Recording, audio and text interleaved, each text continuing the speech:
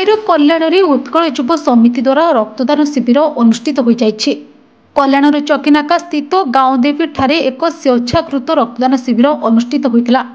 रक्तदान शिविर को उत्कल युव समितिर उपदेष्टा चिंतामणि प्रधान, सभापति जगन्नाथ पढ़ियारी, सुशांत जेना और पवित्र पाणिग्राही प्रमुख आयोजन करथिले। शिविर मोट 53 यूनिट रक्त संगृहित होइतिला।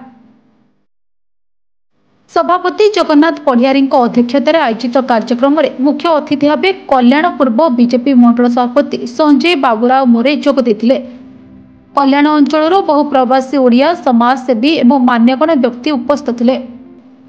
अन्यमानक मध्य उत्कल युव समिति कल्याण संपादक भास्कर पाणिग्राही, सह संपादक पुरुषोत्तम पोड़िली, वरिष्ठ सदस्य प्रभाकर बिशोई, लिंगराज पाणिग्राही, सीमांचल पाढ़ी, विपिन चौधरी, नीलाचल साहू, सुशील कुमार साहू, नवघन पंडा, संजय साला, नरसिंह गुजरी और विजय बरा प्रमुख उपस्थित रही कार्यक्रम परिचालना करथिले।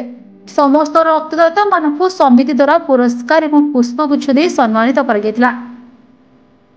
प्लाज्मा ब्लड बैंक कार्यकर्ता माने उपस्थित रही रक्त संग्रह करथिले। उत्कल युव समिति को यही महत्व कार्य मानपत्र प्रदान करथिले। शेष में उपदेष्टा चिंतामणि प्रधान समस्त को धन्यवाद अर्पण करथिले।